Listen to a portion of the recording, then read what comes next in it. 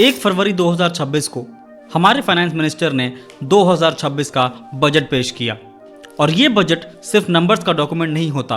Budget बताता है कि आने वाले 10 से 20 सालों में देश किस डायरेक्शन में जाने वाला है। यूनियन बजट 2026 एक ऐसा बजट है जो स्लोगन से ज़्यादा सिस्टम पर फोकस करता है, शॉर्ट टर्म फ्रीवी से ज़्यादा लॉन्ग टर्म स्ट्रेंथ पर। इस वीडियो में हम देखेंगे गवर्नमेंट का रियल इंटेंट क्या है, कौन से सेक्टर्स को एक्चुअल पुश मिल रहा है, फिजिकल डिसिप्लिन सच में स्ट्रांग है या सिर्फ वर्ड्स हैं, और आम आदमी, इन्वेस्टर्स और बिजनेसेस के लिए इसका मतलब क्या है। चलिए शुरू करते हैं एक डीप डाइव एनालिसिस। उससे पहले अगर आपने अभी तक हमारे इस चैनल को सब्सक्राइब नहीं किया है तो सब्सक्राइब जरूर करें। हम इसी टाइप के केस स्टडी वीडियोस और फाइनेंशियल लिटरेसी के ऊपर कंटेंट लगातार डालते रहते हैं।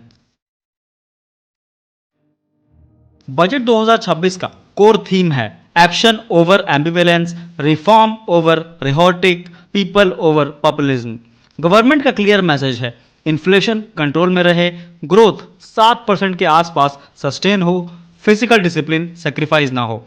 इस बजट का कोर फोकस है विकसित भारत, लेकिन ग्रोथ के साथ इंक्लूजन भी है। यहां से एक चीज बिल्कुल क्लियर हो जाती है, ये बजट सिर्फ शोर शराबा के लिए नहीं है, ये काफी कैलकुलेट करके और दिमाग लगा के बनाया गया है।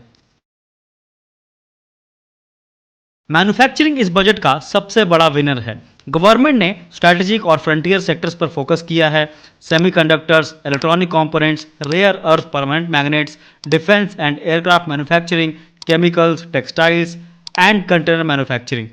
200 लेगेसी इंडस्ट्रियल क्लस्टर्स को रिवाइव करने का प्लान है जो टियर 2 और टियर 3 सिटीज के लिए गेम चेंजर हो सकता है। टैक्स रिफॉर्म्स भी काफी एग्रेसिव है। एयरक्राफ्ट, इलेक्ट्रॉनिक्स, डिफेंस पार्ट्स पर कस्टम ड्यूटी एग्जेम्पशन मिलने वाला है। एक्सपोर्ट ओरिएंटेड मैन्युफैक्चरर्स के लिए रिलैक्स टाइमलाइंस, ट्रस्टेड इंपोर्टर्स को फास्टर क्लियरेंस मिलने वाला है। तो यहां से मैसेज जो है वो बिल्कुल सिंपल सा हो जाता है, इंडिया सिर्फ असेंबली हब नहीं है, फुल स्टैक मैन्युफैक्चरिंग हब बनना चाहता है। एमएसएमईज को बजट में चैंपियंस बनाने का विजन दिख रहा है, जिसके की हाइलाइट्स कुछ इस तरीके से हैं। 10,000 crore SME growth fund, TReDS को मैंडेटरी बनाना फॉर सीपीएसईज, इनवॉइस डिस्काउंटिंग के लिए credit guarantee, tier 2 tier 3 towns में कॉर्पोरेट मित्रास। इसका इम्पैक्ट क्या होगा? एमएसएमईज को फास्टर पेमेंट्स मिलेंगे, वर्किंग कैपिटल स्ट्रेस कम होगा, कंप्लायंस कॉस्ट भी कम होने वाला है। ये एक स्ट्रक्चरल रिफॉर्म है, हेडलाइन रिफॉर्म नहीं। बजट 2026 सर्विसेज सेक्टर को एक सेकंड इंजन ऑफ ग्रोथ मानता है। मेजर फोकस एरियाज क्या क्या है? मेडिकल वैल्यू टूरिज्म, जिसमें 5 हब बनाए जाएंगे, एलाइड हेल्थ प्रोफेशनल्स होंगे, care economy and caregivers को देखा जाएगा, AVGC, design, sports and education. IT और डेटा सेंटर्स को मैसिव टैक्स क्लैरिटी मिली है। सेफ हार्बर थ्रेशोल्ड 300 करोड़ से 2000 करोड़ के बीच में। क्लाउड सर्विसेज को 2047 तक टैक्स हॉलिडे मिलने वाला है और ये सबसे हाईलाइट न्यूज़ है अभी तक का। डेटा सेंटर्स के लिए 15% कॉस्ट प्लस सेफ हार्बर। तो यहाँ से एक डायरेक्ट सिग्नल हम लोग को मिलता है, India wants to be Asia's digital infrastructure hub. Budget का एग्रीकल्चरल अप्रोच ट्रेडिशनल नहीं है, बिल्कुल मॉडर्न तरीके से है और प्रोडक्टिविटी ड्रिवन है। फोकस एरियाज क्या क्या होने वाले हैं? Fisheries and coastal value chains बनने वाले हैं, horticulture and high density farming, cashew, cocoa, coconut missions, AI enabled agri stack and ICAR integration. यहाँ सब्सिडी कम, टेक्नोलॉजी और मार्केट लिंकेज ज्यादा है। तो यहाँ से गोल क्लियर है कि आने वाले समय में फार्मर्स सिर्फ प्रोड्यूसर नहीं रहेंगे, वो प्रोड्यूसर प्लस एंटरप्रेन्योर भी बनेंगे। इंफ्रास्ट्रक्चर को लेकर गवर्नमेंट का कॉन्फिडेंस काफी ज्यादा दिख रहा है, जिसके हाइलाइट्स हैं dedicated freight corridors, national waterways, high speed rail corridors, east coast industrial corridor. Energy security के लिए न्यूक्लियर प्रोजेक्ट्स को बीसीडी एग्जेम्पशन है till 2035, lithium ion and battery storage support, critical minerals processing, carbon capture. India यहाँ एक message दे रहा है, energy transition without energy insecurity. Markets के लिए मिक्स सिग्नल्स हैं, पॉजिटिव क्या क्या है और नेगेटिव क्या क्या है उस पर थोड़ा बात कर लेते हैं। पॉजिटिव की अगर बात करें तो फेमा रूल्स का comprehensive review, corporate bond market depth, municipal bonds incentives. But traders के लिए फ्यूचर एंड ऑप्शंस पर एसटीटी का बढ़ना। इसका मतलब स्पेकुलेशंस डिस्करेज होने वाला है, लॉन्ग टर्म कैपिटल को इनकरेज किया गया है।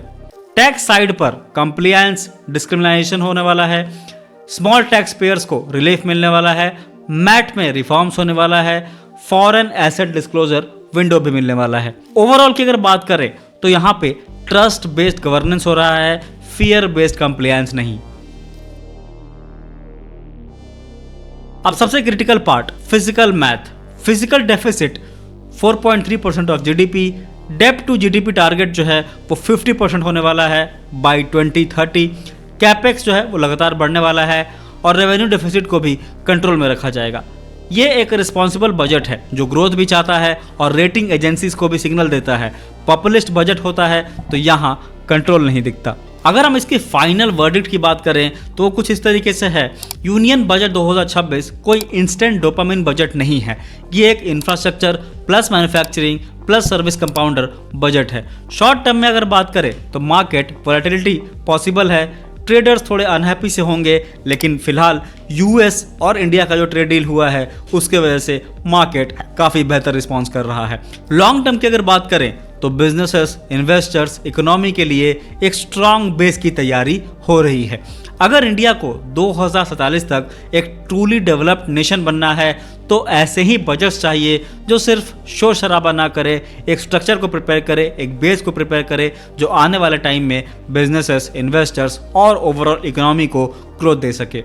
तो यहाँ से अगर हम एक सिंपल लाइन में समझे इस बात को तो इंडिया जो है एज ए कंट्री वो स्प्रिंट रेस नहीं करने वाला है, वो मैराथन के लिए खुद को तैयार कर रहा है। वैसे आपका इस पे क्या राय है मुझे कमेंट सेक्शन में लिख के जरूर बताइएगा, और अगर मैंने कुछ पॉइंट्स मिस कर दिए हो या कुछ गलती हुआ हो तो ऑफकोर्स मुझे कमेंट में लिख के ज़रूर बताइएगा।